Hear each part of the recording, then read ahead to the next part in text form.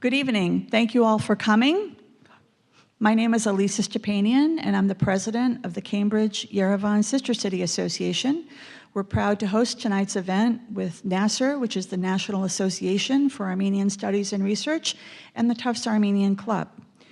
Tonight's event is on artificial intelligence, getting smarter every day. We have a wonderful panel representing both the United States and Armenia, so it should be a very interesting evening.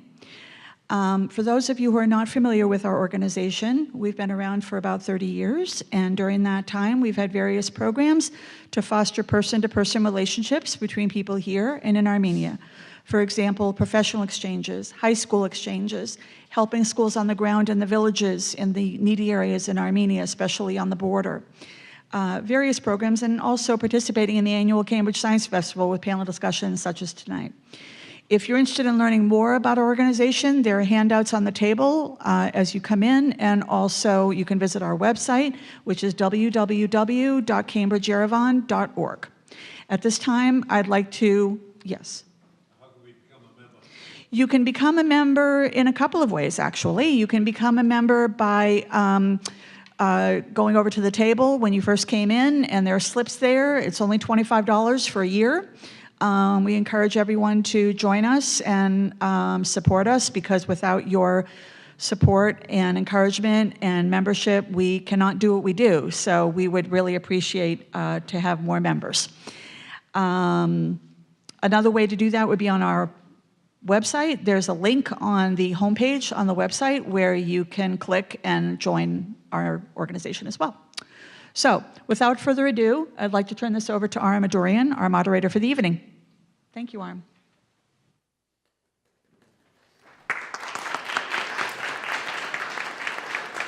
Great, thank you very much, Alyssa. Can everyone hear me okay? I think so. Welcome to tonight's session, which promises to be actually a lot of fun. I think we have a great panel. We're going to have, I think, a lot of good discussion and learnings tonight. As Alyssa said, this is the Cambridge-Yerevan Sister City and the Cambridge Science Festival. It's a joint event. You can see there Cambridge on the left of the Yerevan Sister City logo, and on the right is Yerevan, which is the capital of Armenia. And you can see in the back there, that's Mount Ararat, where the biblical landing of Noah's Ark was. And we're going to find out tonight whether Noah was using an AI-powered GPS or not when he tried to find the mountain to land upon. All right, that wasn't so funny, was it? So let me begin by introducing our panelists tonight.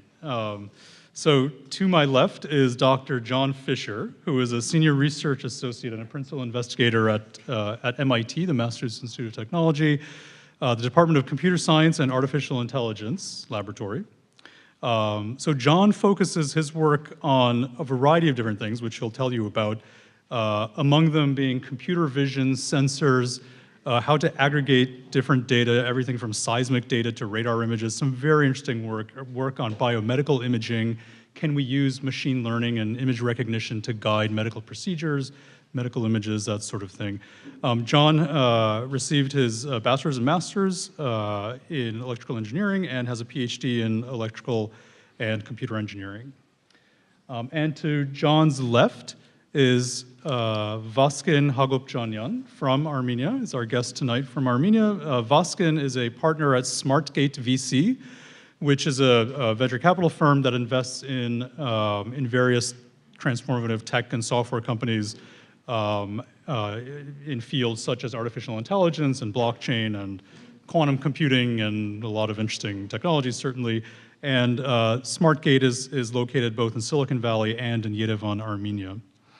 And to Vaskin's left is Kevork Grigoryan. So Kevork is an associate professor of computer science at Dartmouth up in New Hampshire, and he also holds professorships and positions in the departments of biological sciences and chemistry at Dartmouth.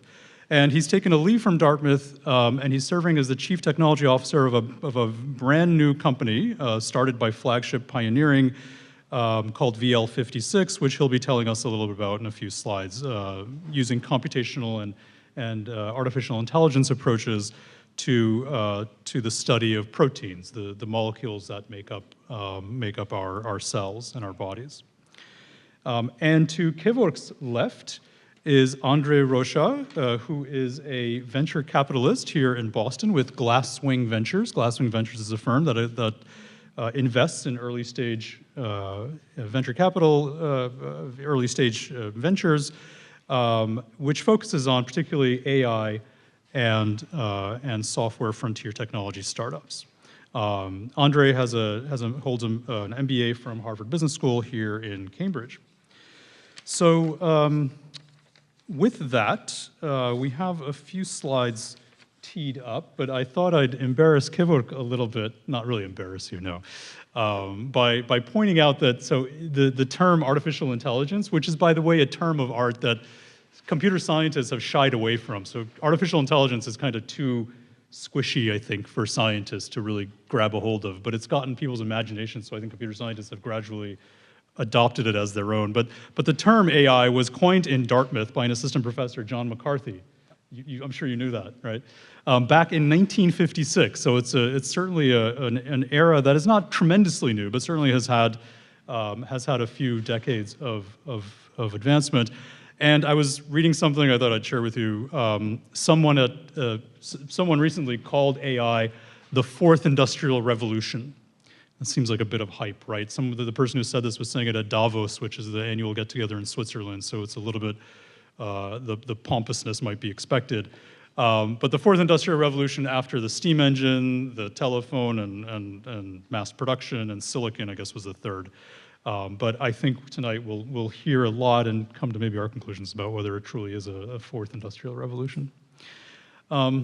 Okay, so let me stop talking and maybe ask John to come up and say a few words about what he does and sort of his perspective. And while he's getting the slides ready, what we could do here is go a little bit lighter on the presentations and spend more time comparatively having a discussion and having Q&A.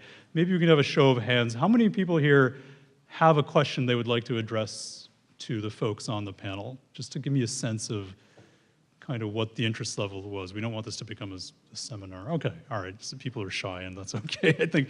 Or you'll have questions as the talks go on. So John, why don't you go ahead and come up, or you can actually present from there. I'll stay here. I'm going to present from here only because that's where the laptop is. So I'm John Fisher.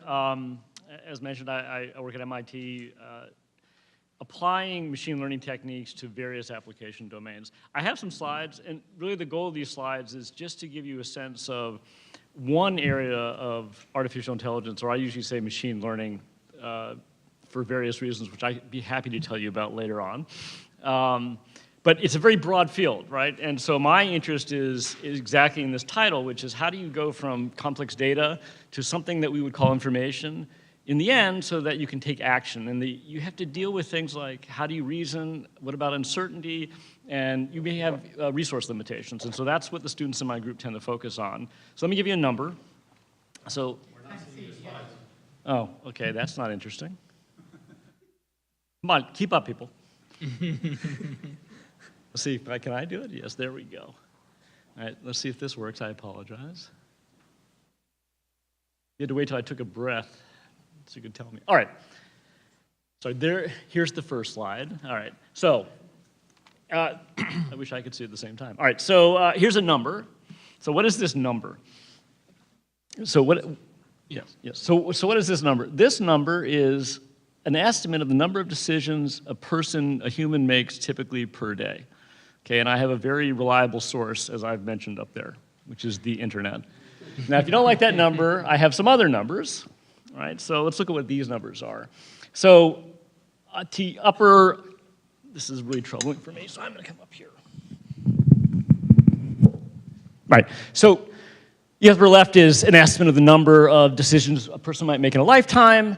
The lower right is the number they might regret over that lifetime. And I have, maybe a more reliable source because it's the Daily Mirror. I don't know if you like the Daily Mirror. And then I have two other sort of scientific estimates. The one at the lower left is an estimate of the number of decisions a person makes per day, which is clearly different from the one in the center.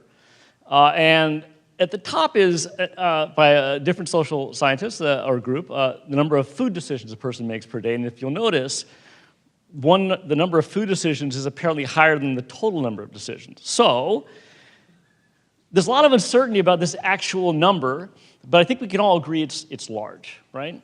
And so what that leads is, from my perspective, and from the idea of like what I'm interested in terms of how to use machine learning, is the decision-making process. So why is decision-making hard for people? One of those is accurately assessing risk is not something humans do very well, right? And I suspect almost everybody here has had some experience where they realized they didn't assess risk very carefully. And part of that is because there's multiple sources of uncertainty, right? I'm trying to make a decision, and I have to get information, but there's things I just can't know, and I have to make my best guess. I could spend a lot of time trying to sort of reduce that uncertainty to make the perfect decision, but we have lives to lead, and so there's a finite amount of time in which I can do that. And lastly, just getting information can be exhausting. So some of you may have filed taxes recently, and you can imagine you're going through these forms and you're asked this question about something you may have done in the last year related to your taxes, and it's a complicated tax issue, and now you've got to think about, how do I answer this question, and where are my possible information sources for answering it? And just that process can be very challenging, okay? So, and it leads to this thing called decision fatigue, which is, the quality of decision-making has been shown to be degraded over time when you have to make repetitive decisions. Lots of studies on this, and you probably experienced yourself. And reasoning itself causes over many options. Like if you're given a lot of options, you go to a new restaurant, and you open up the menu, and you've never been there, but everything is good, and now you have to pick one item. And you have less stress if you only have to pick between 3 items than if you have to pick between 30 items.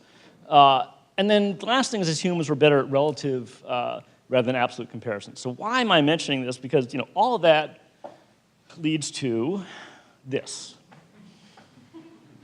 I am interested in how to harness the power of machine learning to help people like myself make decisions and avoid this, right? And one element of that is, how can machine learning and the tools that come out of that help you manage the information gathering process, reduce uncertainty, which is related to stress, while still giving you a sense of control over the decisions you're making, right? And so now it brings into bear a whole bunch of questions that one has to think about, but these are the questions I think about.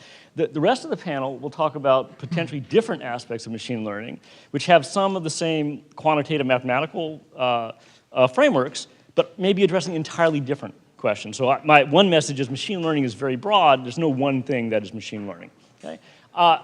And not to take up all the time, I'm going to skip this because there will be no math, okay? Other than I just want to say, I look at everything as, from a machine learning perspective, I'm trying to decide to do something. I start off with some model of the world. We call that prior knowledge. Don't worry about the equations. We quantify uncertainty. That's basically saying, do I know enough to actually take my action, to take the risk? If I don't, I go to this next step, which is gather information. VOI stands for value of information. And then lastly, when I gather information, I have to take that information in, integrate it into my view of the world, and then go back up and see, do I know enough now to take an action? Every piece of that can involve some complex application of machine learning, combined with maybe some domain knowledge, depending on what we're trying to do. And the rest of the panel certainly will have examples of specific domains in which you can think this way. I'll skip this. And I want to give this analogy, and then I want to show an example, and then we can move on. So the analogy is, I work in this area called multimodal data fusion. It's exactly, how do I combine disparate sources of information to come up with some description of the whole. And so I use this poem from the 1800s as an analogy, which is, this creature appears on the periphery of some country. The ruler sends 6 wise blind men. Not sure why that was the decision, but that's what they did. And they each touch a different part of the object, and then they report back what they think the object is, right? And the point here is that it's in very complicated problems. Think of this as the measurement. The person on the end touching the tusk they're taking a measurement. They feel it and they say, oh, this is a spear, because I feel a point. The measurement is rarely the answer. It's the combination of all the different measurements and aspects of this beast that you combine to say it's an elephant. And if you don't recognize that in my field, you end up with, something like this, which is not what we're looking for. And so machine learning is a way of one way of trying to think about how do you combine information sources to have a coherent, consistent, answer. This is just an example of what I'm talking about, where, I'm going from images. This is a plane flying around, to OpenStreetMap data, which is something like Google Maps, to LiDAR, which is like a depth match of some scene. I want to combine all these, so I have a representation like the one you're showing up there. I'm showing up there, so that we can then reason about what to do in the scene. If I want to drive a vehicle in this urban area, or somewhat urban area, it's Lubbock, Texas, so it can't be that urban, it's not enough to know what everything looks like. I need to know, for example, is the surface I'm driving on a road? Because if I'm going to drive a vehicle autonomously, I would like it to stay on the road. Maybe not everyone agrees. And so having a visual representation is not enough. I need attributes that tell me not only what this surface looks like, but what is it, so that I can make decisions. And machine learning is a mechanism by which we take data like this, these are measurements, and combine them to get a representation like this so we can do things. I will show you one more real example, and then I will move on. I'll stop talking. I'm going to skip this. So here's an example one of my students is working on. It turns out, in many developing nations, there is imprecise knowledge of the electrical infrastructure. What I mean by that is they often know where the high voltage lines are, and they may know where transformers are, but they don't actually know beyond that who has electricity. Now, governments are in the position of trying to decide policy on how to expand that infrastructure. And it can be difficult if you don't actually know who has electricity to begin with. So how do they go about acquiring this information? Currently, the practice is send a person to some area, and I'm not exaggerating, essentially knock on the door and say, do you have electricity? Okay? And if you do, you get checked off as having electricity, and if you don't, you get checked off as having no electricity. And if that region has 1,000 homes, maybe you can't visit all of them, and besides which, you can't visit every region, so you get an estimate. You flip the coin a bunch of times, and you compute what's the chance, after looking at 100 residences, that the rest may or may not have electricity. It's a very time-consuming process. At the same time, we have all this interesting data. For example, I'm showing nighttime lights data at the left there. So that's India at night, taken from a satellite.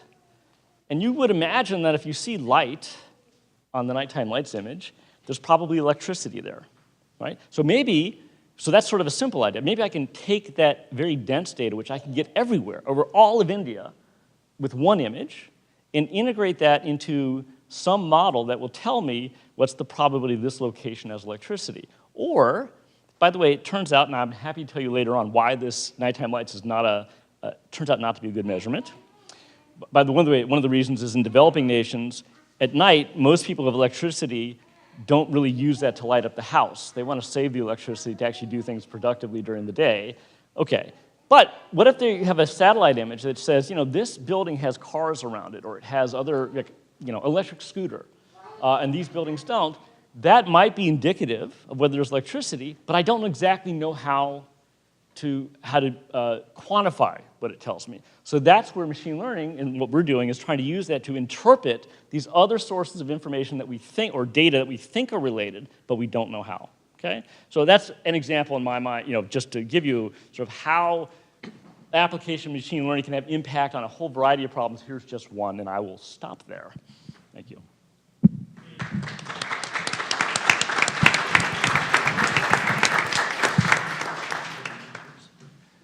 Thank you very much, John. And Vaskin is next, Vaskin Agopchen. And while you're getting set up, let me do something, because I've been putting my kids through this for the last week, and if I don't do it, they're going to kill me. So I downloaded an app I think it's from Microsoft. It taps into the camera on your phone. You can point it to whatever you want. Let me actually do this. So what this is it's an artificial intelligence, a machine learning algorithm that identifies objects. Processing. It seems to be person, indoor. Floor. Ooh, that was not good, was it? Bad Microsoft. Let's try again. I'm sorry, Vaskin. I have to get this right. Processing. It's not going to work now. Probably a group of people holding wine glasses. Okay, that was close. That was close. All right. Pretty impressive, right? That you can, in the palm of your hand, and you can go outside. You could point it at a tree. You could point it at, I don't know, a bowl of fruit or something. Pretty impressive stuff that I think we can get to later on. Okay. Okay, what is this? Thank you very much for hosting me. I'm very proud to be here, and today I will present a recent 2 years what's happening in Armenia in terms of AI, what's happening, what companies are there, what research are appearing there, what we do, and so a bit about me. So I co-founded Teamable, and that's the company that's used AI in recruitment. And then I also co-founded SmartGate VC, that's the venture firm that invests in different areas of the AI. And I'm also a board member of 2 research laboratories in Armenia, that's Yerevan and Gate 42.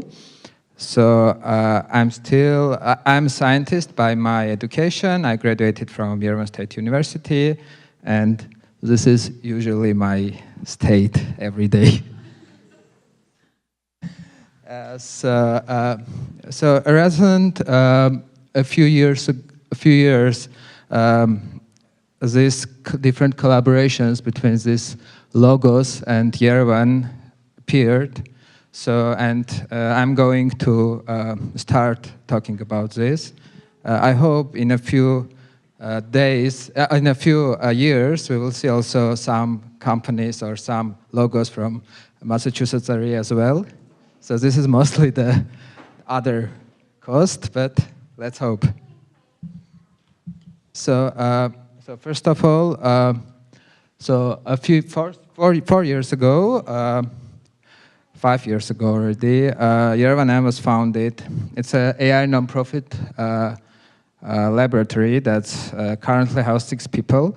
We have 3 PhD, 3 master students, 1 postdoc. We are working a lot of collaboration with University of South California Information Sciences Institute.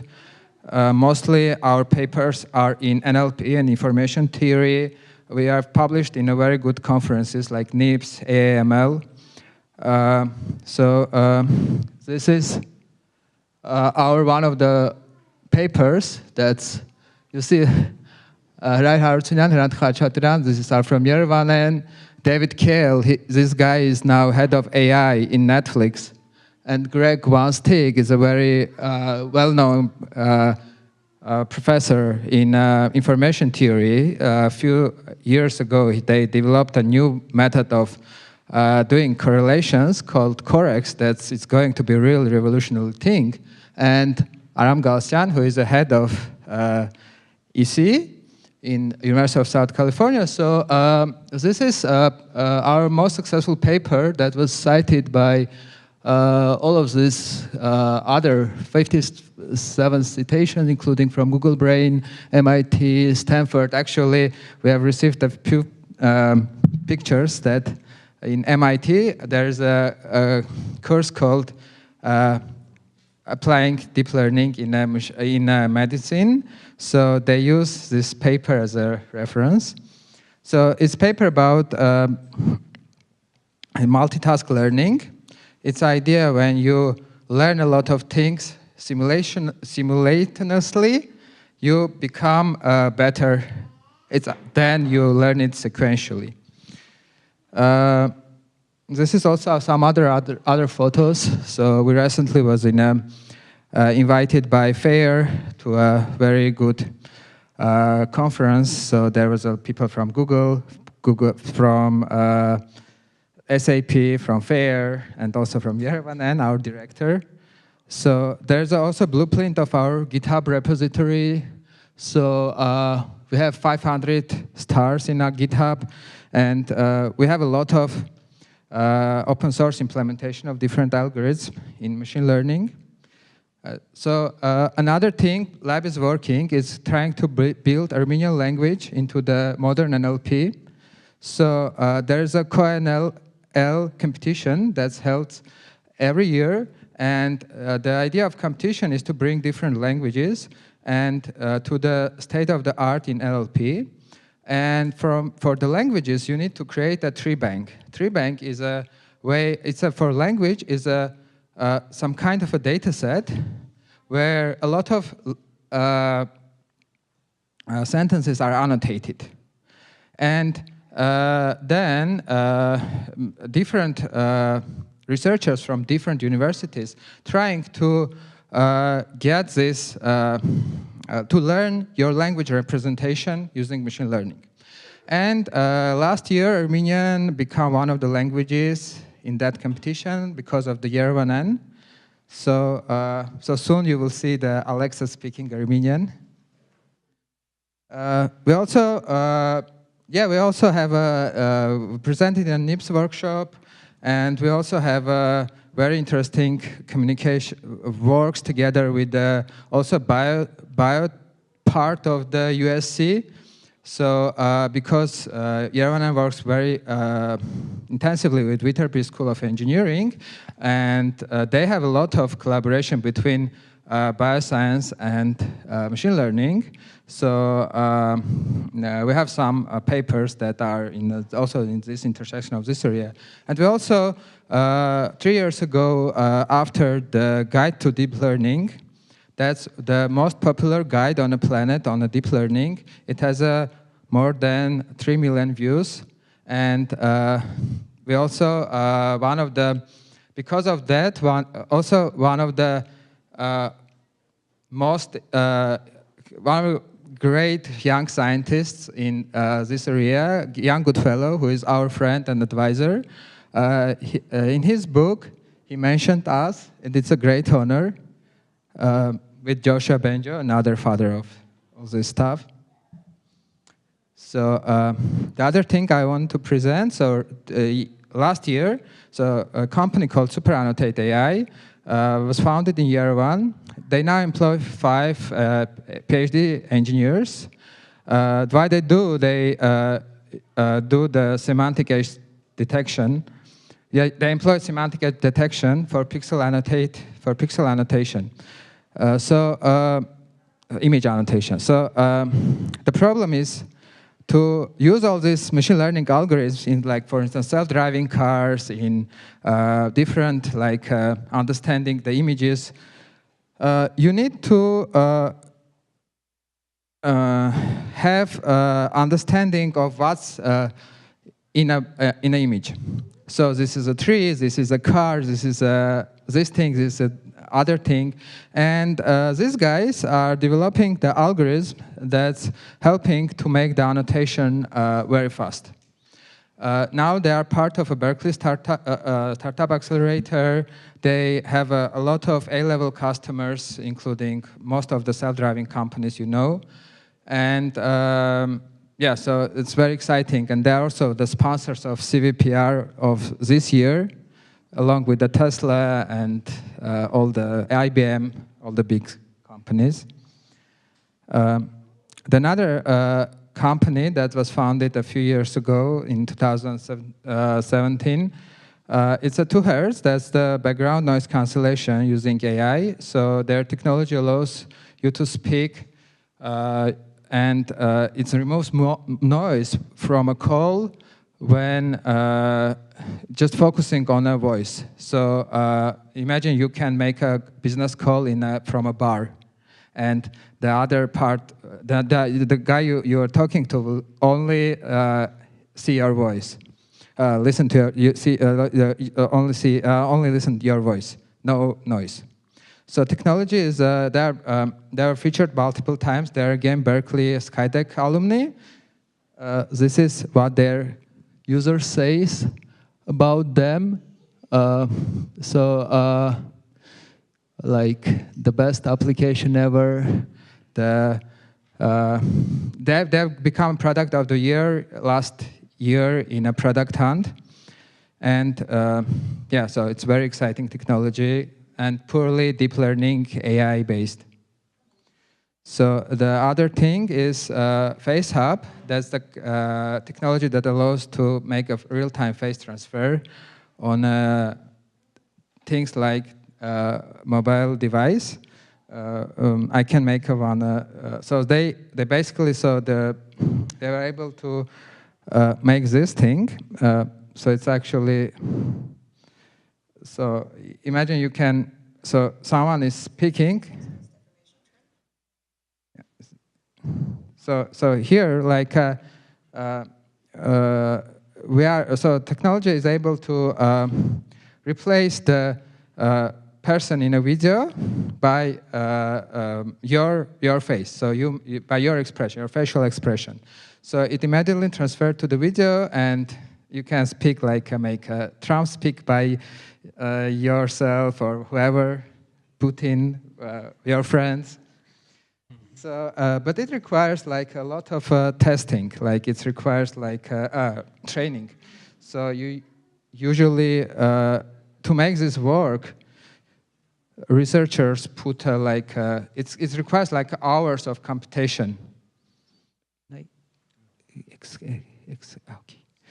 So and FaceHub made the same thing, but instead of hours, it requires a minute. Instead of powerful computer, it's just your smartphone. And smartphone starts for iPhone 6. Like you can animate anything using it. Again, totally machine learning. Again, totally deep learning stack. And engineers working there. It's again was product of the day in a product hunt, and it's going viral on an app store. So you can also check it out, by the way. Okay, so also we have in February 2018, another research lab appeared called Gate 42. That's the quantum computing laboratory. It uses the idea of quantum computing is to use the weird things like in quantum mechanics to really speed up the algorithm. So the guys participated in a hackathon organized by Rigetti Computing. It's a company that uses quantum computing, real quantum computers in Berkeley. They implemented some algorithms. Then they started to work with some other researchers in this area, and one of them is Hrant Gharibian, who is an MIT graduate, and now he's a graduate. He's doing his PhD in Stanford University in quantum computing. And they are now focusing on multiple problems where the quantum computing can help, both in the business and research. One of them is protein folding, and the other one is things like designing new materials and new molecules for different cases. They employ 3 full-time researchers, and they are going really fast. There's also area of the reinforcement learning that's used a lot in robotics. And reinforcement learning is actually very similar to what John tell. It's actually the ways of making decisions in uncertainty. When you don't have enough data, but you need to decide, explore something, for instance, or stay at your current situation. So my friend and colleague, Mikhail Samvelyan, he made his master's in Oxford, but now he lives in Yerevan. He recently made it's a multi-agent learning when different algorithms try to learn different things and play together. For instance, a game, or you have multiple robots and they want to do some joint decisions. So he's also doing research in this area, and after 2 very good papers, one of them was presented in NIPS. So, and I hope this area of research will also become very popular in Armenia. Great. I think this is not very interesting. This is about like companies. So in Armenia, we have all these big companies like VMware, Oracle, Cisco, Deloitte. We have a lot of acquisitions. We have a lot of other companies, investments. So it's very blooming there now. And this is just to show that it's a right time and the right place in Armenia to invest and to grow. And also there's a few of education initiatives that's very important. So FAST, the Foundation of Armenian Science and Technology, has some travel grants, has some scholarships, they do some conferences, and have some initiatives for young scientists to be able to pursue their studies. So recently, Yerevan State University created a master's in machine learning, where I teach, by the way. And the good thing about that it's totally funded with scholarships from all the companies.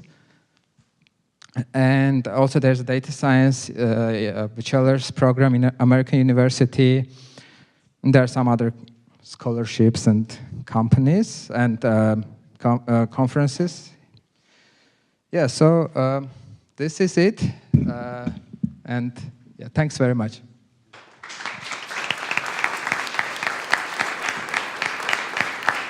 Thank you. Thank you very much, Pascal. It's Kevork, if you want to cue up the slides. Sure. But it really is inspirational how today this type of endeavor, whether it's AI, machine learning, is truly done on a global scale. Today, we can leverage cloud computing technologies. All you need is an internet connection and some brains, and you can basically do all of this. There's a lot of open source software available. There's a lot of open initiatives available. So it's truly inspiring to see the globalization, I think, of this particular technology. Thank you, Aram. Hi, everybody. Thank you very much for coming tonight. It's a pleasure to present some of my work here. My name is Gevorg, and I use computers to study proteins. Now, I realize this is a general audience, so I wanted to spend maybe 2 minutes talking about what are proteins and why we should care about them. And when I talk about this in my introductory class at Dartmouth, I actually use this slide because I think a really, really good way to understand the importance of proteins is to think about apple picking. I don't know about you guys, but I really enjoy apple picking with my kids. It's great. You go to an orchard, you sort of run around all day in the sun, you find apples, you eat them. Some of them even make it into your bag on your way back home. And so we sort of take it for granted that we can enjoy this wonderful activity, but let's think for a minute why it is that we can. Of course, to enjoy this, we need to notice an apple, and which means that light has to hit the surface of an apple, bounce off of it, and enter our eye, where we have to register the particular color and so on. And it turns out that the receptors in our eyes that are responsible for detecting light are proteins. They're a family of proteins that sort of change their molecular state in response to photons of certain frequencies, and that's sort of what sets off a chain reaction that starts in our eye. But that's not, of course, enough. We have to actually get that information to our brain, and so it turns out for that signal to travel all the way to our brain, that's orchestrated with another set of proteins, another set of molecules which also happen to be proteins. And then similarly, for that information to be processed, neurons have to talk to each other, which involves yet another set of proteins. So let's say we've sort of processed this information, we now understand we're looking at an apple, and we make a decision to actually go and pick it. That means we have to generate mechanical force. We have to reach an apple and pull on it. It turns out that also is done with proteins, protein molecules that are in our muscles that change their molecular conformation. And many, many proteins do this at once, and that actually creates force that we can use to sort of move objects in the world. Similarly, we bite into an apple, we taste it. That, it turns out, happens through receptors in our tongue, which are also proteins. We chew the food, it eventually makes it to the stomach, where it's degraded using another set of proteins. And on, I won't sort of continue this down the the rest of the process, but you sort of get the idea that proteins are basically responsible for nearly everything we do, as well as nearly everything that living organisms do. And so what really are proteins? It turns out that they're molecular chains that are made up of links that are called amino acids. So these letters over there on the top designate amino acids, and it turns out there are really only 20 naturally occurring amino acids. So every protein is just a sequence of these 20 characters. So when we want to represent the chemical composition of a protein, we can just write down the sequence of letters. But what these things actually do in reality is they form these beautiful three-dimensional structures. These are really, really tiny. You wouldn't be able to see them with your eye, but with special technology, we can actually observe what these structures look like, and they look like, or an example of one is there shown in green. But there are many more, and they form all kinds of varieties of really beautiful, really intricate structures, and that's all kind of determined by what particular amino acid sequence the protein really has. So, and these molecules, as I already impressed upon you, pretty much do everything, or most of everything in the cell. They act as kind of the wiring of the living cell that allows it to make decisions and respond to its environment. They're responsible for generating mechanical force, as I already described. They also serve in sort of more structural and defensive purposes. They can generate light, and they can also convert chemicals between each other. They can also absorb light and convert it to chemical energy. So pretty much anything that has to do with interacting with photons, electrons, converting matter, proteins are able to do that in nature. But really what's most remarkable, if you think about it, what's most remarkable is that all of this richness of function, all these very, very different tasks are carried out by just a single molecular class. There's not a separate set of molecular types that do all these different activities. It's just a single class. And what's more is this class appears to be pretty simple in that you only have 20 letters, and you put these letters in different orders, and you generate these new amazing functions. And we can do this now pretty much at will with molecular biology these days. So sort of when you realize this, you ask yourself, well, what are we waiting for? Let's just start generating new sequences of amino acid letters, and let's sort of see what these newly created proteins do. Maybe they do some amazing things. Well, so that's a good idea, except it turns out that that's a very, very difficult thing to do. And there's not time today to get into all the reasons for why it's difficult, but one of the reasons has to do with the simple fact that there's such a large space of possibilities from which you have to pick. If you think about just 100 amino acid proteins, so it's a protein composed of 100 amino acids, which is a short one by natural standards, there's going to be something like 10 to 130 number of possible amino acid sequences that would code for that protein. That just comes out of having 20 options at each position, and you have 100 positions. So that's 10 to 130, which is about 50 orders of magnitude more than the number of atoms in the universe. So it's sort of it's an unimaginably large number, even for a small protein. How are we to sift through all that space of possibilities to find the handful of variants that would do something that we care about? And it turns out that if you really want to learn to do this, and we think of this as programming proteins, if you really want to learn to write new programs in this programming language of amino acid sequences, you have to start thinking about the structure of these molecules. What structure do they actually form at the microscopic scale, and what does that structure do? And so that's sort of the problem that I've been spending a good portion of the last, 20 years thinking about.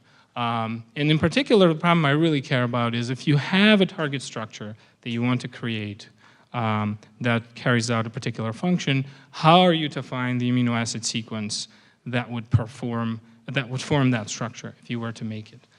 Turns out this is very difficult, and one of the reasons that it is while you can find a sequence that looks pretty good in the context of this hypothesized structure, it's actually very difficult to go through the space of alternative possibilities and make sure that the sequence would rather fold into that desired structure instead of doing something else. And so understanding the space of possibilities is kind of what the most recent work has been focused on. As already mentioned, there's this very large set of structures that are out there, and how do we know what these look like? It turns out this comes from a database known as the Protein Data Bank, and the amount of data in this database has been growing pretty quickly over the last couple of decades. And so we've been using information in the Protein Data Bank to kind of get our heads around what does this space of possibilities look like? Can we sort of describe it completely as much as possible, and can we kind of learn how to walk in this space in an intentional way? And we've been finding that, perhaps unsurprisingly, that the space is not really random, that this large compendium of structures that I showed looks pretty diverse and almost arbitrary, but it actually is built up of very much recurring and reused structural building blocks. And we've been finding that if you understand what these structural building blocks are and how to make them, that you can put them together in large numbers of ways to generate new sequences, new proteins with new functions. I think sort of the rest of this is probably a little bit too detailed, so I'll probably skip over the details here, except to say that we've now been able to go both, generate sequences given structures, and also use these building blocks to generate completely novel structures that have not been sampled in nature, and then build sequences that actually fold into these. I think I'll basically stop there, and I'll just say that kind of all this work that I talked about is work of my lab and my students at Dartmouth, and as Aram said, I've also been recently continuing this work here in Cambridge with some colleagues from Flagship. Thank you.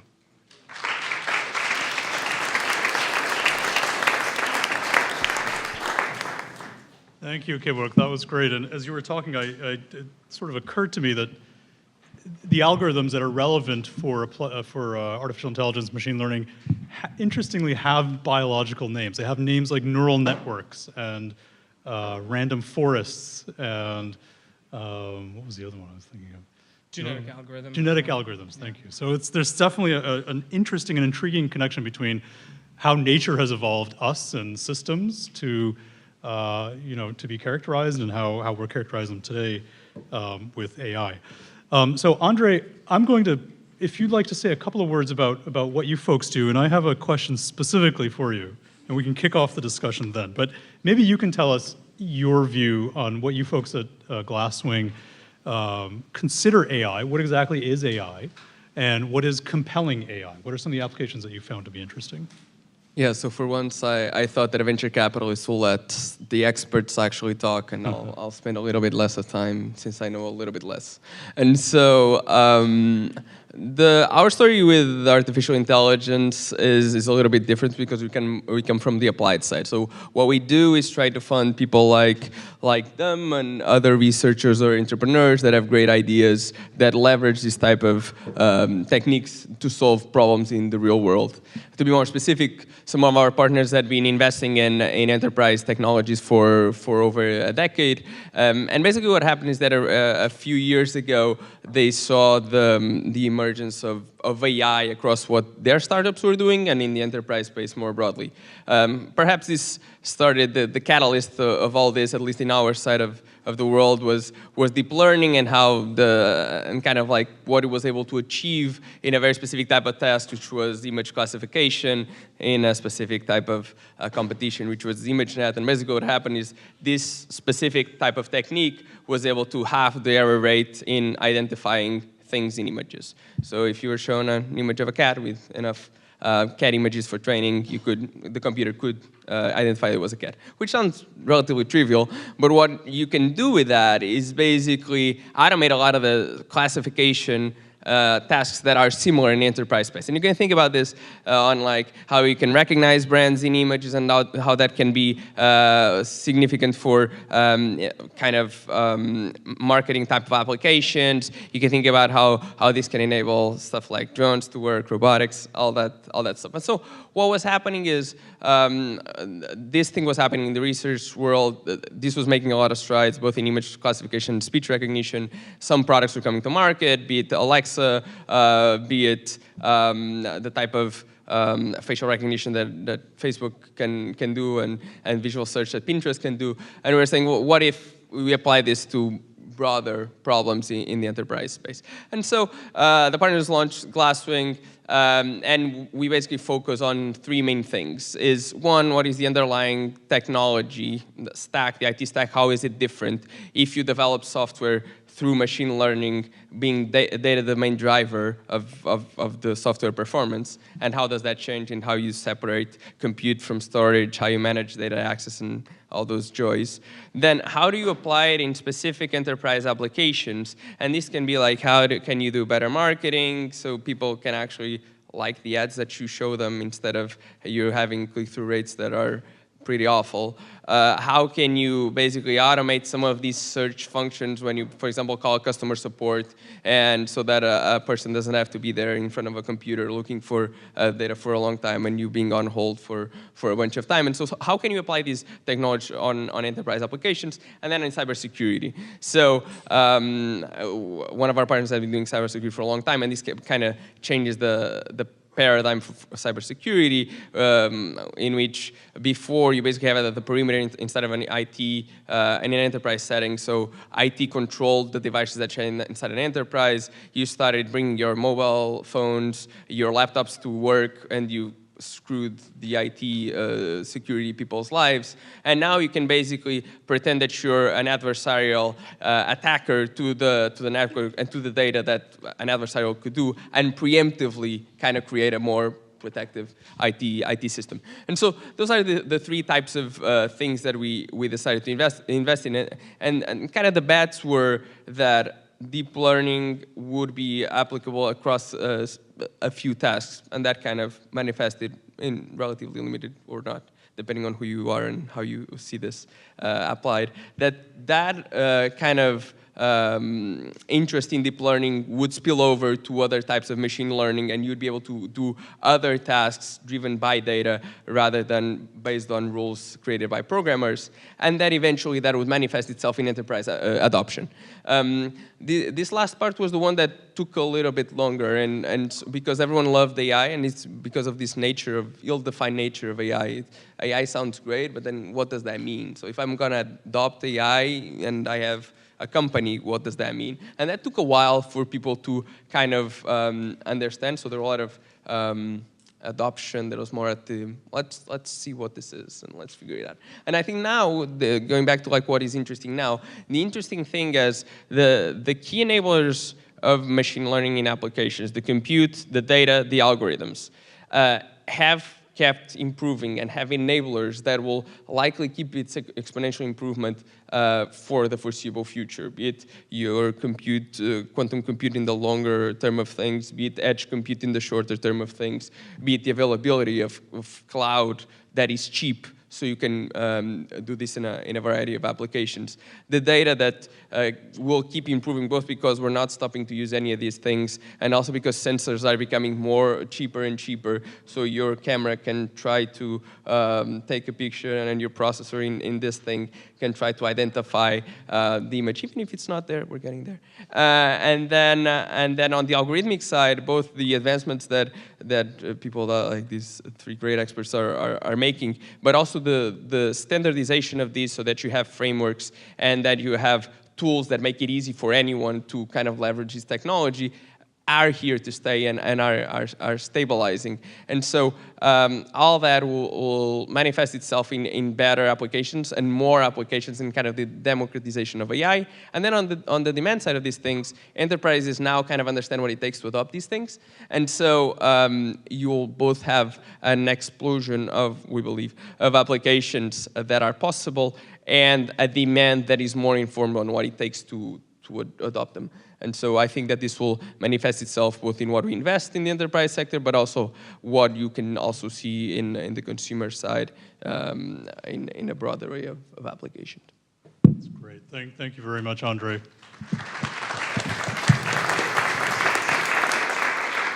It's interesting how we kind of, as just general public, we encounter AI through our phones and through Siri and all this kind of business.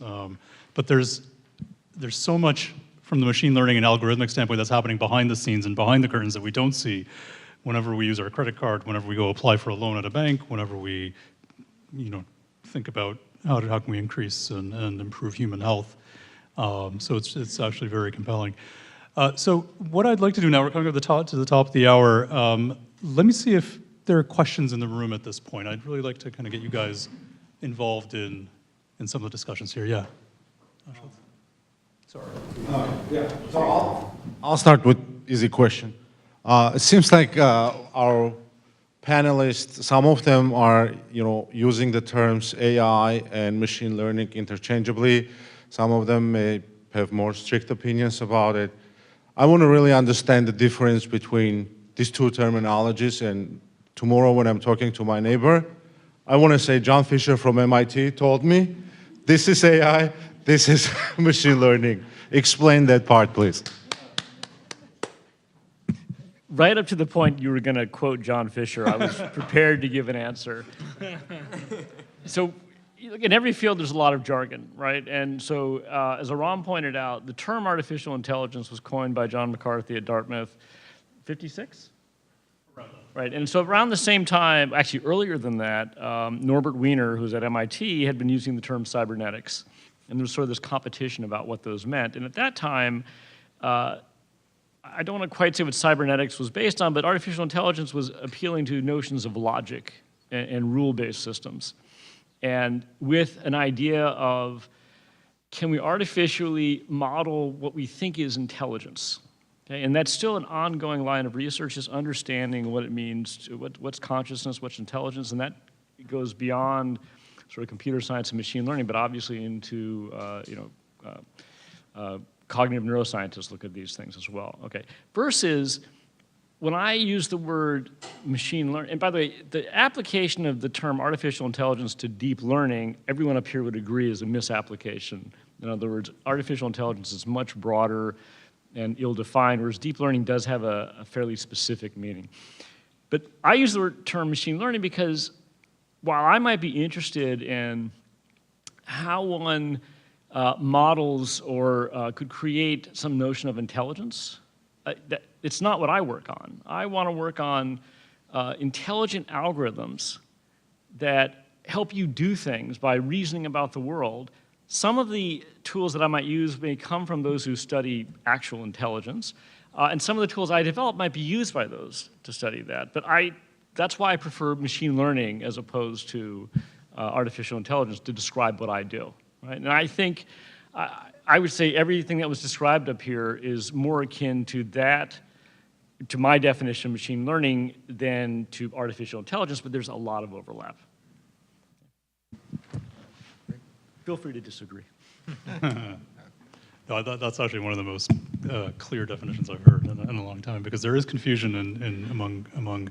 So when you quote me to your neighbor, quote a ROM, that was one of the most clear definitions. It's a panel consensus, I think. Anybody else at this juncture? Please, why don't you go ahead and I'll repeat the question. Yeah, so my question, as I arguing with myself if I should ask this question or not, but it's more around the ethical side of artificial intelligence, if you will. So we're talking about programming proteins, we're talking about doing some predictions. It's a funny story. My friend told me that he was kind of receiving diaper emails from Target, and he's just dating and he doesn't have a wife and stuff. So, and after 2 weeks, like he basically, the girlfriend told him that, oh, I'm pregnant, so basically we're expecting a wife. And what turned out is that Target is basically tracking your location, your buying decisions, what you eat, like you like sweet and suddenly you start buying sour and other way around. So the engine did prediction and then said, oh, well, there's 95% chance that your girlfriend is pregnant, and here you go, you can buy diapers. So next thing you know, you're programming proteins and building these superhumans that do all sorts of crazy things, and US Army is deploying these superhumans. And anyways, let's not go too deep there. So the question is, like, as a scientist, as people leading the space, how do you think about the ethical side, and what do you do to kind of make sure that the technology is used right and used for humanity, not against? Also an easy question then. You're not going to quote me on this one. I think I'll just sort of make a note that I think you raise a very important question and not an easy one at all. So as scientists, we do need to think about the ethical side of everything, and we do think about it. We have a limited capacity to sort of, I would, in all honesty, say to predict which things would and would not actually end up causing an ethical issue down the road. But we do think about these things, and I think it's important that we do, and we debate them amongst each other. However, I don't think it's enough, and I just sort of would like to take this opportunity to remind, I think, everyone that there are actually people who study this stuff, right? So there are philosophers, which I think today we don't think about this profession very much, but there are people who actually are trained to think about ethics, and they generally are philosophers, and they reside in philosophy departments in various universities, who sort of spend their life thinking about these sorts of things. And I think one of the things that we can do as a community, both the scientific community and the larger community, is to sort of bring that sort of thought a little bit more to the forefront, and so that I'll think about the ethical implications of everything I do. That's sort of my pledge as a scientist. But do I have all the tools to make kind of all the right decisions? Probably, in all honesty, no. And so that requires a larger conversation I think we should all have. I would like to add that one of the important things here is, like, in machine learning and artificial intelligence, it's very open. Everything is a lot like in other fields of the science. Usually people are, there's a lot of, there's not too much open source things. The algorithms usually are not open sourced. The new research is not published immediately, and all this stuff. In AI, it's appeared that it's very open society. So everything is, it's basically every good paper you can find it in archive. Also, you can find a lot of good implementation on GitHub, and it's very easy to get into the field because a lot of open source courses, MOOCs, MIT open source courses, Stanford open source courses, and one of the things of this area is openness, and and we need to keep this openness as much as possible. And we need also to promote this openness to other fields of science, like biotech, like other, my opinion. Because openness brings things like Linux, or like a lot of open systems that there are a lot of people starting to work together, and when you see a lot of people unite their forces, it appeared that they can do a lot of amazing things, and I believe that this approach will save at least artificial intelligence field from becoming something. From going to the wrong way, at least for now. I'm not a researcher, but I like to put it back, the problem. So the interesting thing about all this, and when it comes to values and ethics, what should be done and what should not be done, a lot of the stuff, if you take out the artificial intelligence and you put any type of technology, any type of thing in society, you kind of have an opinion, right? You have an opinion about what you think should be done and what you think should not be done. And at the end of the day, you kind of have some kind of way to influence that when you vote and to think about it. You think about things, and when you think there's too much competition or something that has too much power, when there's some kind of thing in society that you think is wrong or right. And so this is no different. So one of the reasons why I dislike a bit the AI thing is because it makes it sound esoterical. It makes it sound like above and beyond a thing that we can think about. When, as John kind of described, is you have things that you think you know about data or a certain problem, then you give it data, then you see what you can learn from it, and you see if you can make a suggestion based on that. And that's kind of it. And then the question is on you, like what type of data are you willing, or should we as a society be willing to provide companies to get some value out of it? And where's that trade-off? And that will change based on the person and their values. And then what should the technology be able to do or not? And some of this is, anyone can have an opinion about this. The researchers will definitely do it because of who they are, but no one in society should be kind of set apart from it, and you should have an opinion, you should question and anything that you think that's good or not. Andre, let me turn that around to you, because it's an interesting point. What responsibility specifically do you think venture capitalists have in ensuring responsible deployment of these technologies, given that you're founding these companies? A bunch, and I think that's sometimes a part of the problem. So one of the things that venture capitalists love, is growth. We put money in, we like companies to grow so that eventually they have an exit and everyone is happy with the returns. And that's kind of like how venture capital works. Now, depending on the problem or the task at hand that the companies are doing, this may be good or bad. As sometimes venture capitalists are putting money into something that should take a lot longer to develop, sometimes in this type of thing, venture capitalists are pushing them to expand to regions of the world that maybe they shouldn't. And so when we think about it, on the one hand, the same way that researchers are thoughtful about the ethical implications of what they're putting their time on and what they're researching, we are also thinking about the ethical implications on what we're putting the money on, some more than others. And then at the same time, so I can give an example. We backed the company, it's called INRUP, that was started at CSAIL by Tim Berners-Lee, which basically tries to kind of flip the model and kind of have, he basically invented the web. So when you go in a browser, he kind of helps set those protocols that can help you access a page on a browser. And now he's aiming to re-decentralize the web. And the reason why we backed them is because we think that it's important to think about this of like, what should the user control and what should the company control, so that the system works for both. And so we think about that, and I think it's an ongoing problem that the society at large should have an opinion about, because again, venture capitalists, you should not let the venture capitalists alone at their whims about what's valuable or not. You should not let the researchers alone. You should have an opinion. And then when things don't make sense to you, you should question. And I'm chomping at the bit. Huh? I'm chomping at the bit. Sorry. So, no. So let me say a couple things. So the first is, as a scientist, we're problem-driven, right? Which is, we want to understand things. So I want to point out that the same scientific research or line of research that produced penicillin, produced anthrax.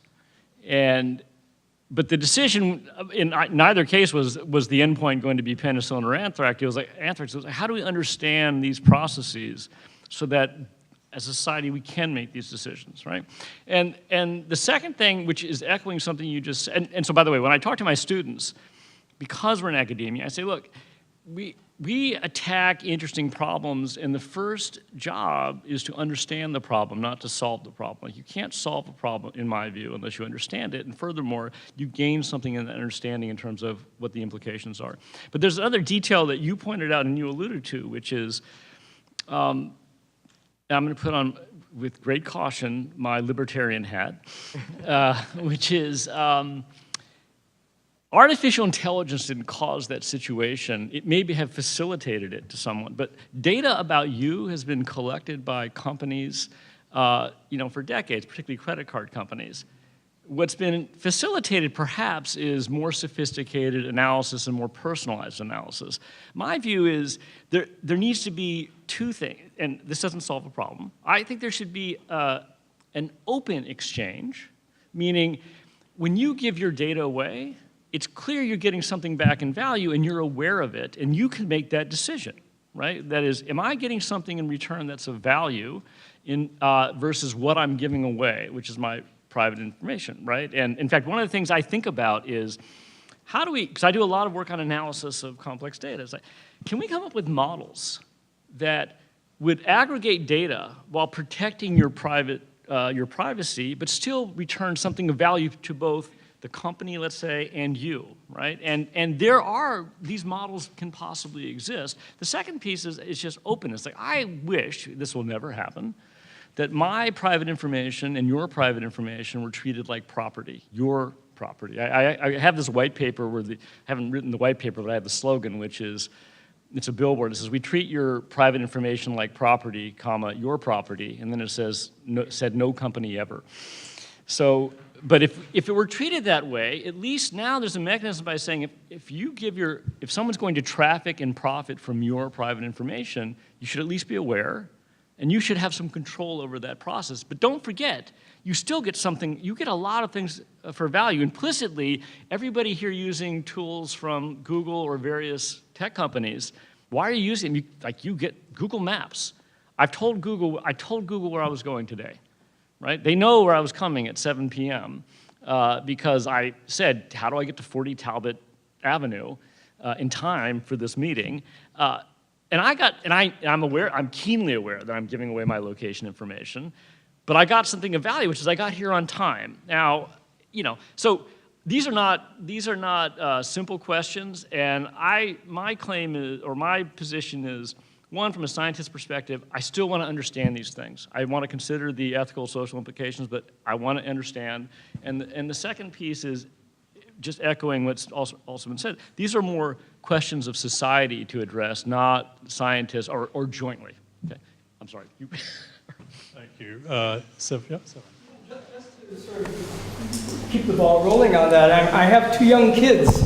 And I'm trying to teach them that, well, you have to be careful about how you use the internet, what you put out there, what you don't, and how that information is used. And they have a very different opinion about, well, what's the big deal than I do. And I'm trying to... You just Googled news stories of kids who have been accepted to a nice university and then later rejected because they found Facebook posts. Now, maybe they don't care, but I mean, this is a great question. I have kids as well, and I do my best to try to manage that aspect of this, but there's a generation that has grown up with all these tools that many of us were introduced to later in life, and we think about very differently from the way they think about it. And I don't think there are simple answers to that issue. I think it reflects a dramatic change in society and sort of habits. I don't know if they're good or bad. Yeah, I mean, but to say that we as society have to be involved, it's very difficult because with the growth of technology, there are more and more things we have to pay attention to. And as you were saying earlier on, like decision making is hard.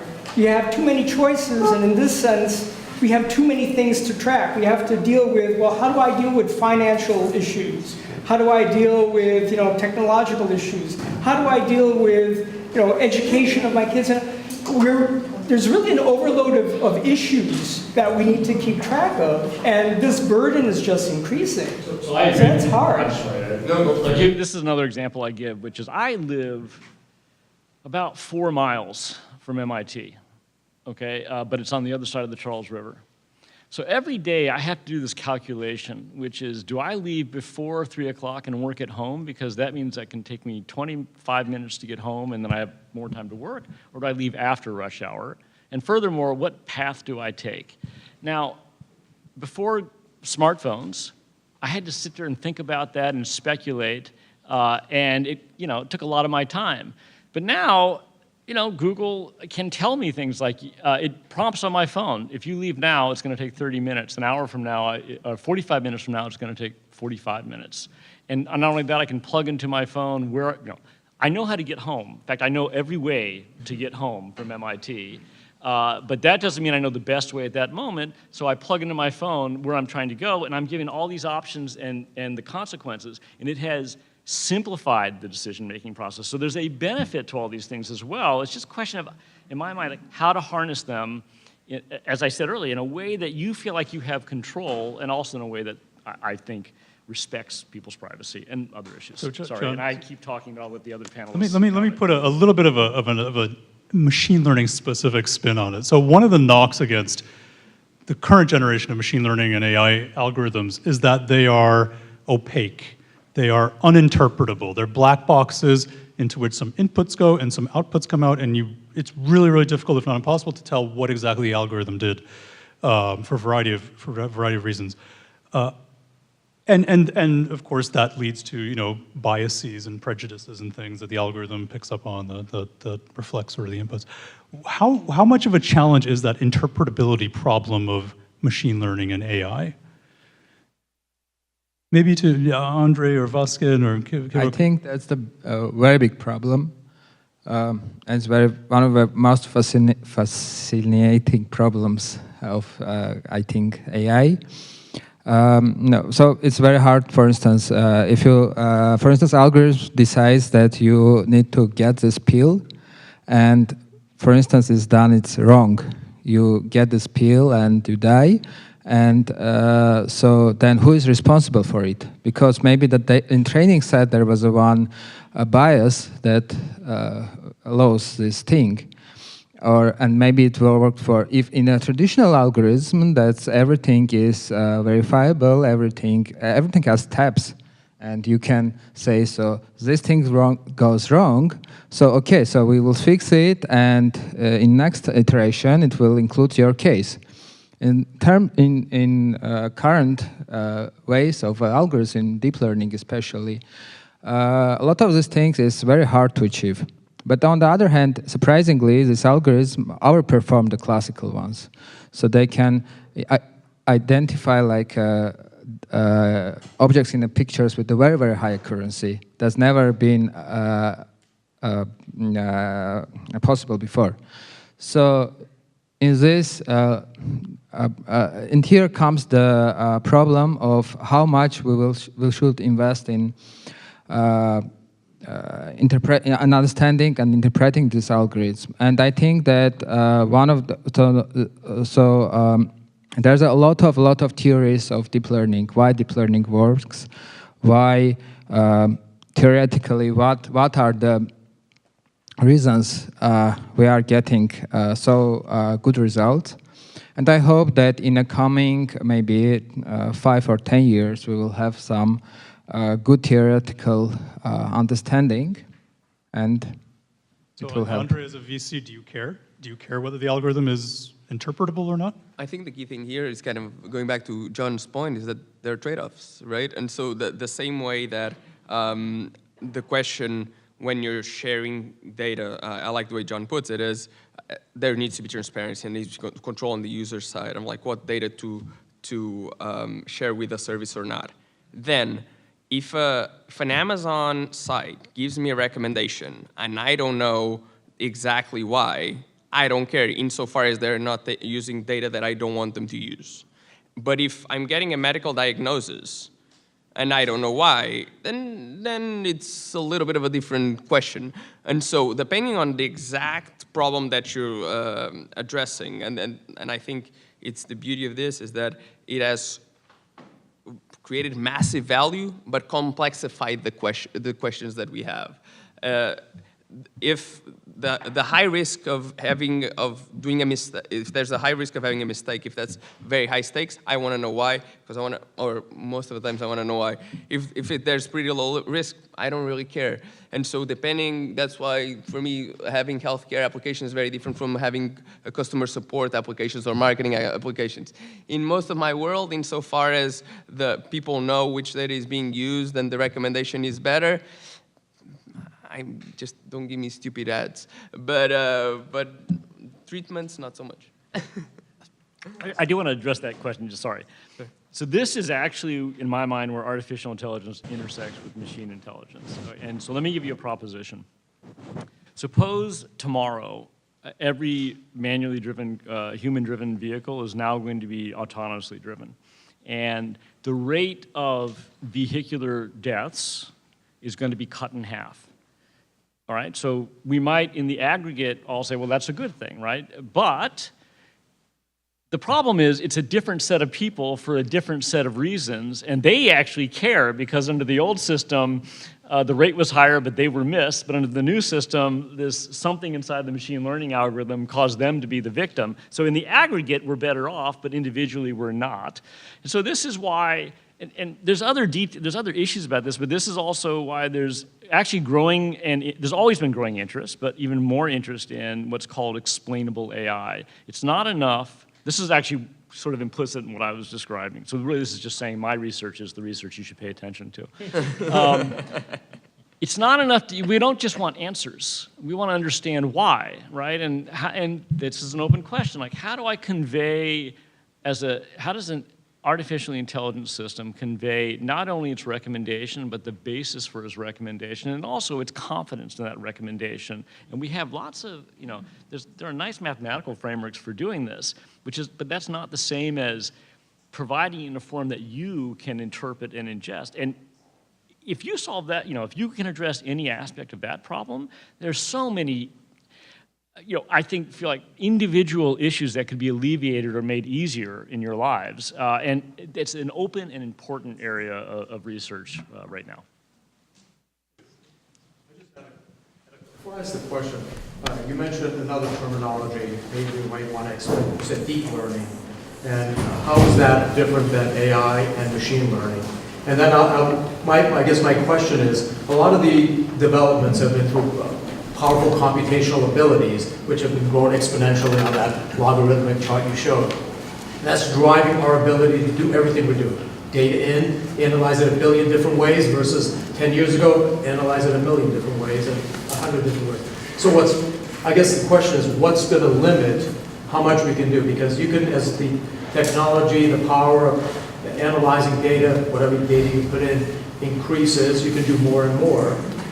There's going to have to be some type of a limit. Is the technology itself going to allow you to develop faster and better technology? I mean, I guess in some ways, obviously it is, but in terms of the computer learning mechanism, are you going to be developing technology, reach your wall? The technology itself now is powerful enough to now say, now this is how you break that wall and move forward. So, thank you. It's a very good question. So, there is a concept of Turing machine. Turing machine is an abstraction of the computer. And it's like you give them some alphabet, and then it's able to do some operations with this alphabet, write things on some special device, and get and write and read and write and have a state. So it appeared that, and it's abstraction of every algorithm. Like everything that's computable is representable as a Turing machine. So it appeared there's a boundary of there's some boundaries. For instance, the problem of there's a big problem called stop of the Turing machine. Is the following. So is there another Turing machine in a possible in a nature? When you give them the specific algorithm and its input, and it says if this algorithm gonna stop somewhere, or it will be infinite doing its job. So it appeared that this problem is unsolvable. So there in universe there is no way for instance, to understand that in general way. In these terms, it's very interesting that if, for instance, if you think like your brain is some kind of computer, and it's a Turing machine in that case.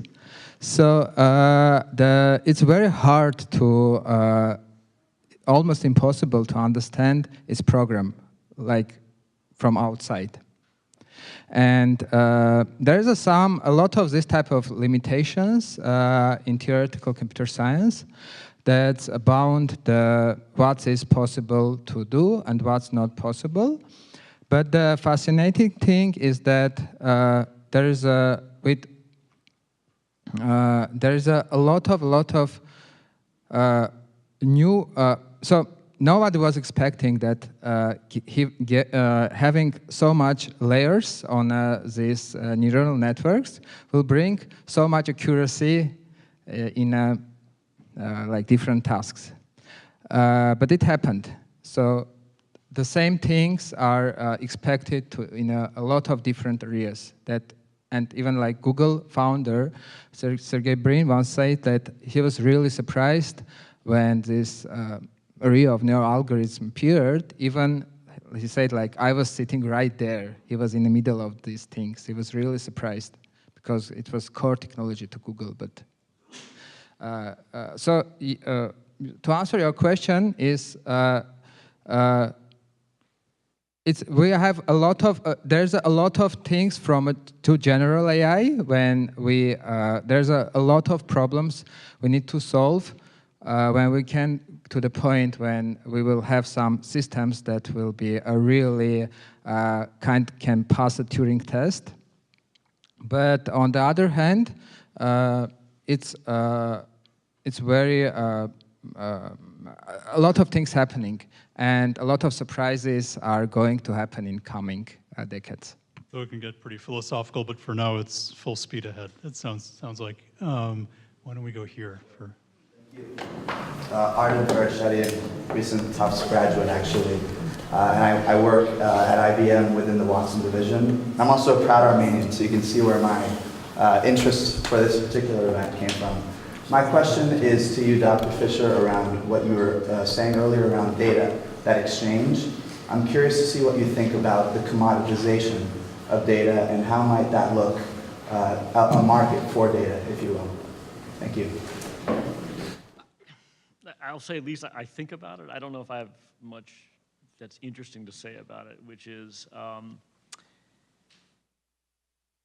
so I think more about, okay, there's sort of two commoditizations that have been going on, at least in the last, let's say, 10 years.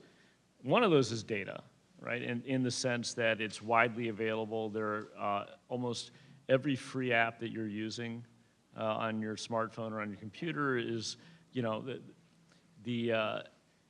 Nick Roy is somebody I work with, and he gave this phrase to me when we were talking once, which is, if the product is free, you are the product.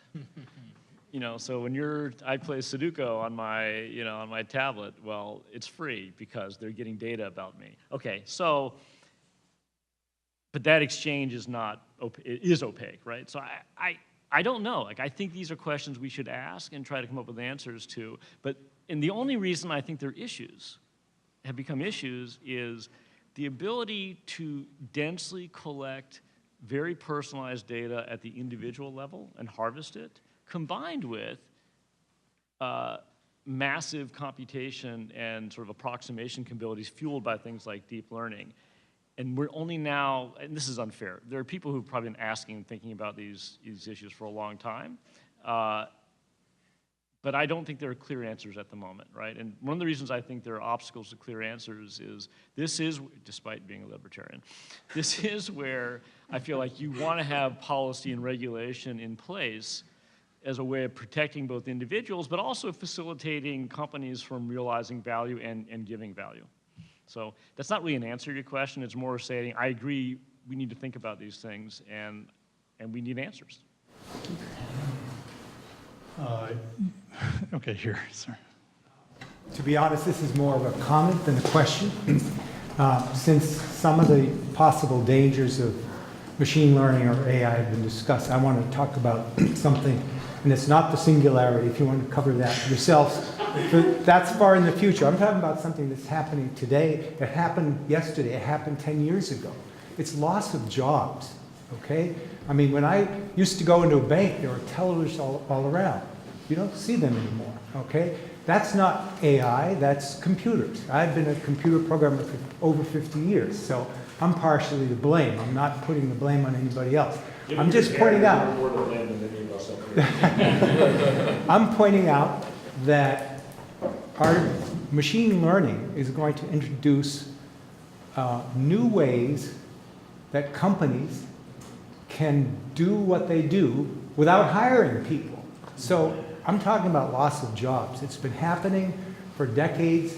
It's going to get worse. The level of jobs that will be eliminated is rising in terms of the sophistication of the job. So that's my comment. If you want to add to that. It's a great point.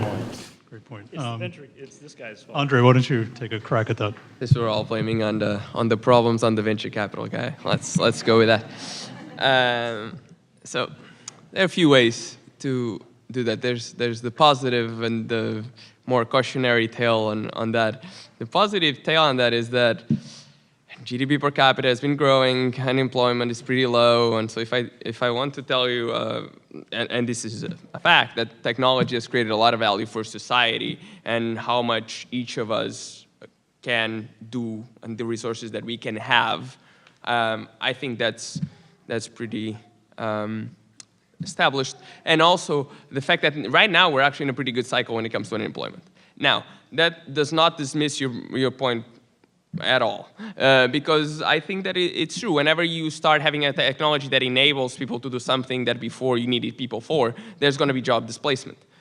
Usually the people that get displaced, the problem is less about the averages, going back to the averages and the individuals. The problem is less about the averages, the problem is more about the individual. The people that get displaced do not benefit from the advantages that the enablement of technology is bringing you. So the question is, how do you integrate them? How do you still, and usually this happens, by the way, later in life when it's harder to retrain, it's harder to reintegrate. And I think that that's, again, and me not being such big of a libertarian, where government can have a little bit of a role, and this has to do with redistribution, this has to do with policy, and this is somewhat ideological, so different people will have different kind of solutions for the problem, but definitely, I think that if we think that technology can do things that before humans did, there will be some kind of shift, there will be some kind of displacement, and we need to think as a society on how do we distribute, how do we make sure that those people are taken care of. And I think that's it. And I think that. Yeah, I wanted to add a quick comment on that. I think it is very much a subject where the government really has to play a significant role, but I think we don't really need to train a very sophisticated machine learning model to predict that it's not going to. Because we can just look into the very, very recent past, right? So like the globalization and shipping of jobs overseas, and the government didn't do anything there. There were huge gains that were had from those moves, and the economy grew tremendously, and you can make all the sort of arguments about unemployment, but we saw what happened in the last election cycle. So this sort of thing is bound to happen again, unless, I think, and we can't just sit around and wait for the government to do something. So I hope you sort of repeat your question in every opportunity you get, because I think, like I said, I think just people have to be more vocal and ask more forcefully for it. Otherwise, I don't think we can assume the government will do anything. I have another opinion on this. So actually, if you think as we as a human species, we have two choices, right? To be bounded to this planet, or have a ability to be on Mars, on the Moon, on other planets, right? And the only way we are going to, when you think that we are going to mine asteroids to have all this stuff, so it's going to create so many other jobs, so many other possibilities for people. So this is going to, everyone should have a lot of jobs. So I think, always I think this way. So if we are going to be bound to this, only this planet, then it's always will be problematic. It's always, we will have problems, we will have wars, we will have a lot of things. But if we are dreaming of getting some stuff on Mars or stuff on Moon, then it's obviously, so technology that we are developing is not enough. So we need to be very fast. It was Stephen Hawking who said that AI is either the best thing or the worst thing to happen to humanity. He's not quite sure which. Quick comment. Sure. So in human history, I'm sure you're aware, like disruptive technology has come many, many times and had the exact same effect, right? So there's the issue of when that happens, what do you do with people who have been displaced, right? And as you point out, I think that I agree it's a social question. But as an address to, here's my claim. If the rate of disruption is increasing, which it seems to be, I might argue that's a good thing, because now it becomes more apparent to, in your human lifespan, that you will be subject to disruption. And so when I have parents ask me all the time, and I don't know the answer to this, well, one is like, how does my kid get into MIT? And if I knew the answer to that, I would write a book, or but they also ask me, how should my kid learn math? It's not about, to my mind, it's not about learning math. The tools that we have available because of all this disruptive technology you should learn how to learn. Like, how do you harness these tools to learn new things? What I do now is nothing like what I did 25 years ago, and I got my PhD about 25 years ago, right? So even in the course of my career as a scientist, it's very, very different. Of course, I was already, I'd already been trained to learn, right, to teach myself.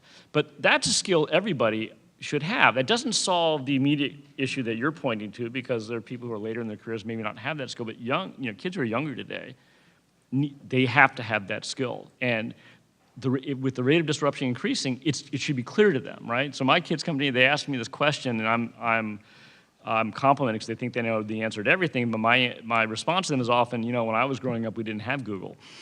So, like they'll ask me questions like you could type into your phone and get the answer immediately. And so that's like a small version of how to use the tools to teach yourself. It's only a partial answer, though. Okay, questions? Sure. So my question, I think, sums up some of the things that you guys were talking about. With regards to joining a parallel with healthcare and AI. So, for example, for a drug development, it can take 20 years until something, the drug hits the market. So it goes through the scientific process of being tested, everything is being checked before it goes into the market. For an algorithm, somebody can do it over a weekend very quickly, put it out, and then something that you can develop a product.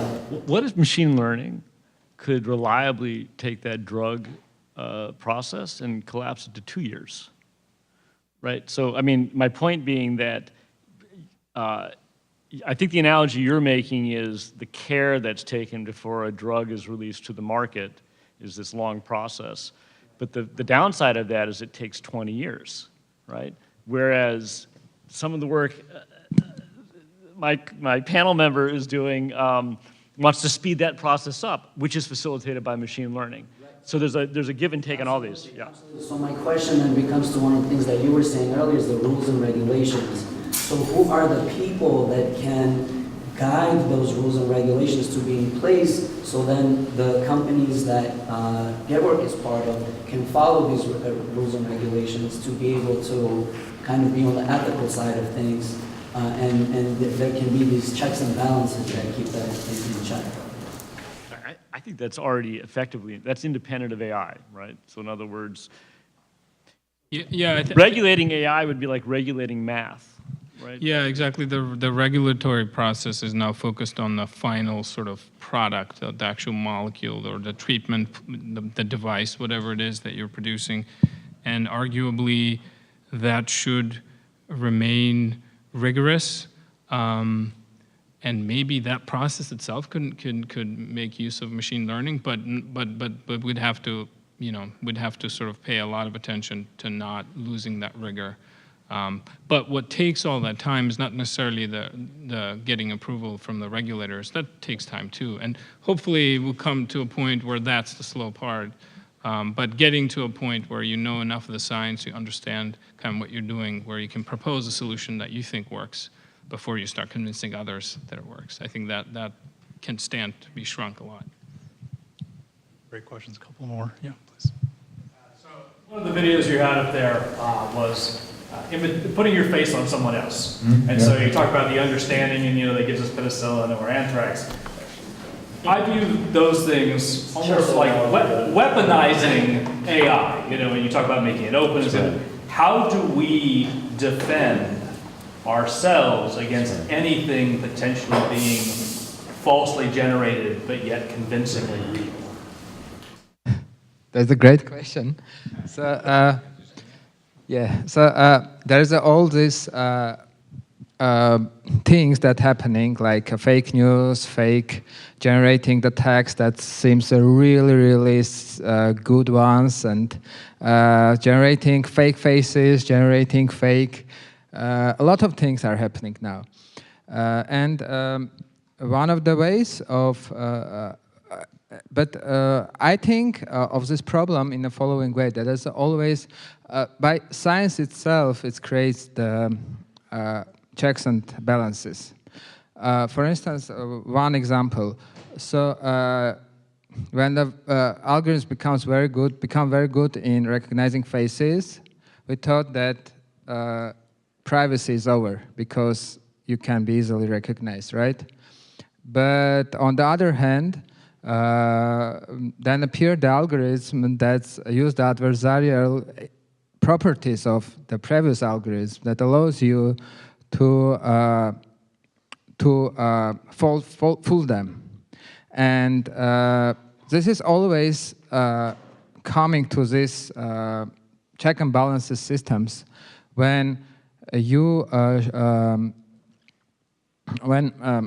actually it's like so it's always both part of the problem.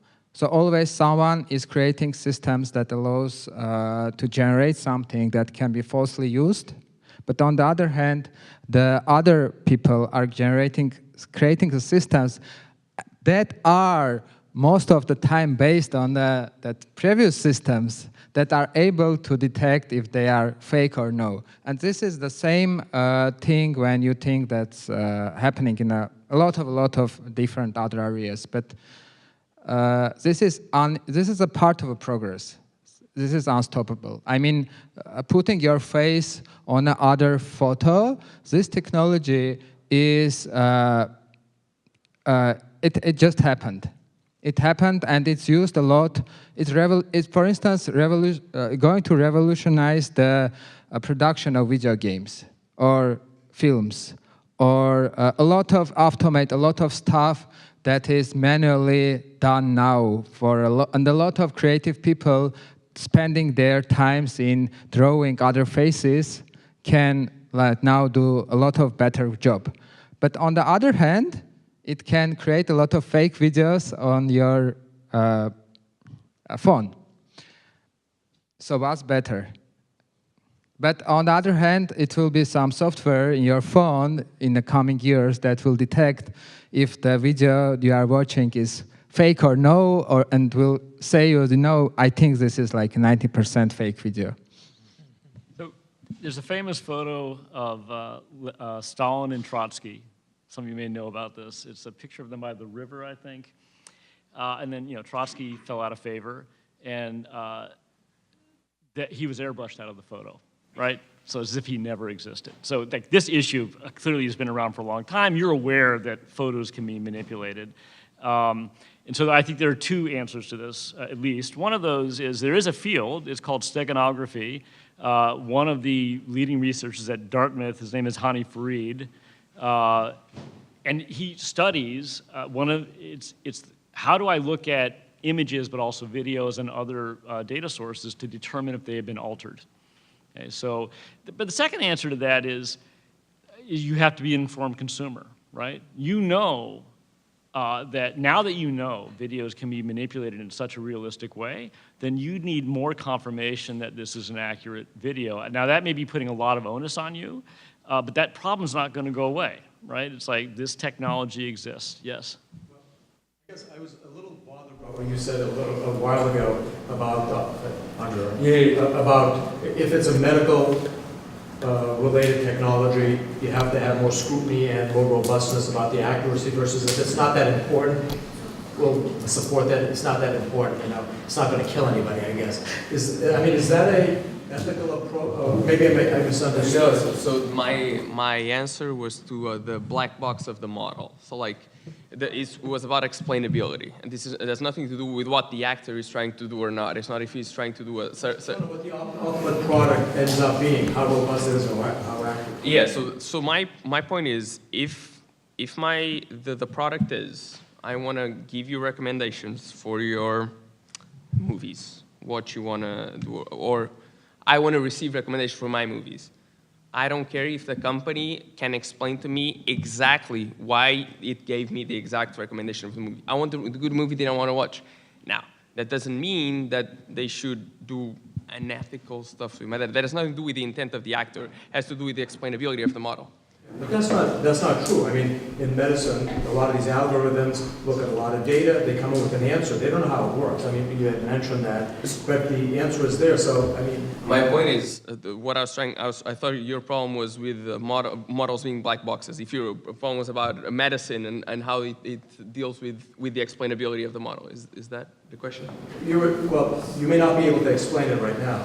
The question is the end product. I thought the impression was that you want to know that it's accurate for a medically more significant issue, let's say War and Peace, versus what movies you're going to be selecting. If it's wrong, well, who cares? It's only a movie. My point is that the error rate and the impact that the error has in a person impacts how explainable a person demands the prediction to be.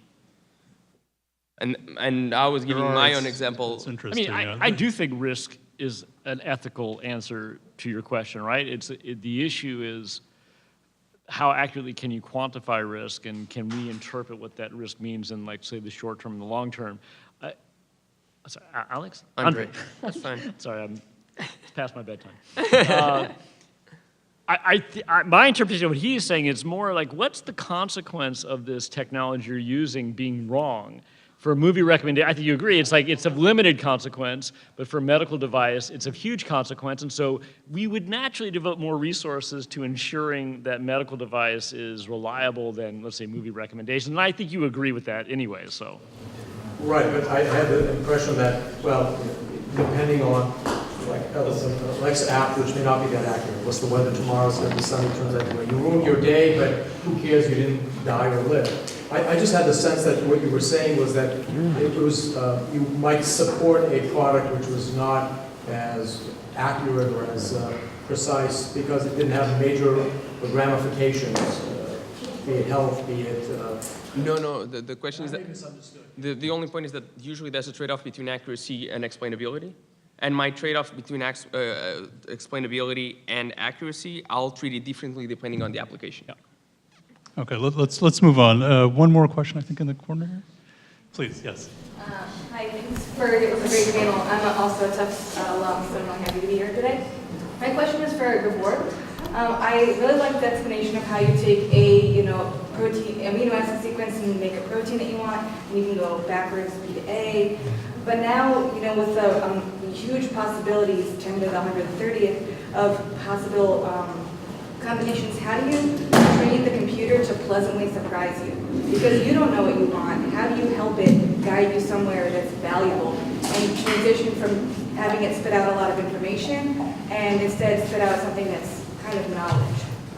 Yeah, that's actually a really good question. It is a fundamental trade-off between, how if you're willing to stay within the confines, very much within the confines of what you've seen before, you're more likely to be successful in some sense, but less likely to surprise yourself. And so I think the way we deal with it is we have a variety of models, right? Some models assume a lot, not other models assume very little, and kind of really just deal with the fundamentals. And the models that assume very little are very likely to surprise us, but also can be wrong a lot of the time. And whereas models that use a lot of prior information are not very likely to be wrong, but not very likely to surprise us.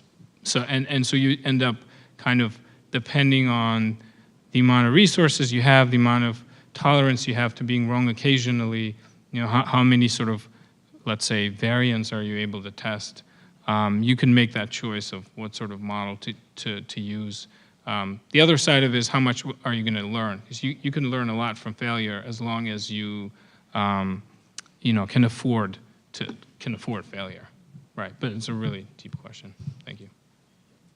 Would you agree with the following? So imagine you could explore all 10 to the 130th possibilities. And actually, I'll attach to everyone, you have a particular use in mind, and I'll attach to every one of those, like, its utility for that use. To your point, you would agree, like, you're still not in a state of knowledge to act upon that other than to enumerate all the possibilities. It doesn't tell you anything about the structure and how things are close to each other. It just says, if this is your question, if you examine every possibility, here's the best one, right? Which is not the same as understanding and knowledge, or maybe you disagree with that statement. I'm just curious. well, let me understand the statement first. So are you saying if you're able to go through the entire space and just pull out the things that work? And No, that's the so only- okay, so you have a task, you want to design a protein. Right. And you have a 10 to the 130 combinations. Right. And when you say design, to accomplish some function. Yeah, Right? sure, Okay. sure. So you evaluate all 10 to the 130th, Yeah. and you find the best one. Right. Okay? But that process doesn't give you any insight into how to evaluate the 10 to 130 combinations for some other function that you might want to do. Right. Which Well, is where I think this knowledge and understanding comes into play. Yeah. Right. Yeah. So I think it comes down to the sort of model that you build. If your model is very specific for a particular task, it will. You're right. It will have absolutely no, very little, let's say, information as to what else it may or may not do. But you can approach it from a different perspective. You can build a model of, does it do anything, right? So, you know, these are obviously sort of very broad classes, but you can sort of imagine that. You can have one model that says, does it actually do anything? And then maybe more specialized models on, does it do X, does it do Y, does it do Z? Great, thanks, guys. So we're right at 9 o'clock. It's a brave new world. Let's thank our panelists tonight. Thank you, guys. Closing remarks by. Yes, I'd just like to thank everyone for coming, and I'd also like to thank Ara Madurian for his wonderful moderating job tonight. Thank you very much. Just so you know, there are plenty of refreshments and drinks in the back. We encourage you to enjoy yourself and mingle some more with the panelists. Thank you for coming, and have a good evening.